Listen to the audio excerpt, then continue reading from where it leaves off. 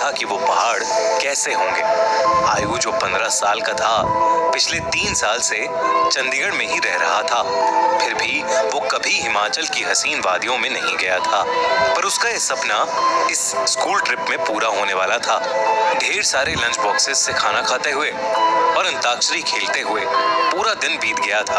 वो शिमला पहुंचने ही वाले थे कि पता नहीं कैसे उनकी बस जो कुछ मिनट पहले एकदम ठीक चल रही थी, उसमें से धुआं निकलने लगा। रात बहुत हो चुकी थी और बच्चे साथ में थे, तो सब टीचर्स ने मिलकर फैसला लिया कि वो पास में ही एक होटल के अंदर रुक जाएंगे और सुबह मैकेनिक को बुलाकर बस ठीक करवा कर शिमला के लिए वहां से निकल जाएंगे। वो लोग पास के एक होटल तक पहुंचे। वो होटल दोनों तरफ से बड़े बड़े पेड़ और पहाड़ों से घिरा हुआ था। सब टीचर्स ने बच्चों को होटल में अलग अलग कमरों में बांट दिया और डिनर के बाद सब सोने चले गए। आयु को अपने 2 दोस्तों अमन और रोहन के साथ कमरा मिला था और वो बहुत खुश था क्योंकि वो दोनों उसके काफी अच्छे फ्रेंड्स थे। आयु, अमन और रोहन जब कमरे में गए तो कमरे की खिड़की से उन्हें जंगल के बीचों बीच एक झील दिखाई दी। उन सभी को याद था कि कैसे पिछली स्कूल ट्रिप पर रात में 2 बच्चे ऐसे ही झील पर निकले थे और वो स्कूल के सबसे पॉपुलर बच्चे बन गए।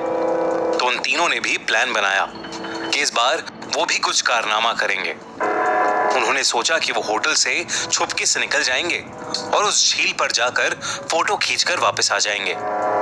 जैसे ही होटल का गार्ड सो गया, वो तीनों निकल गए।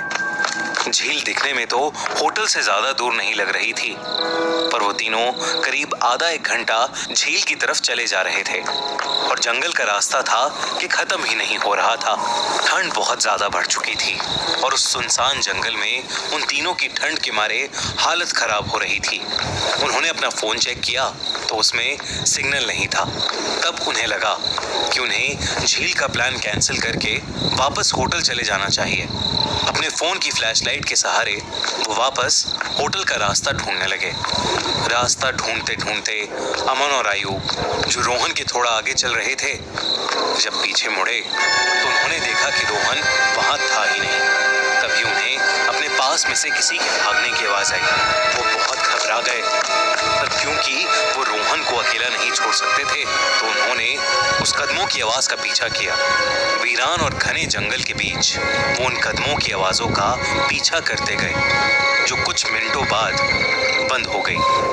रोहन उनको अभी तक नहीं दिखा था और अमन और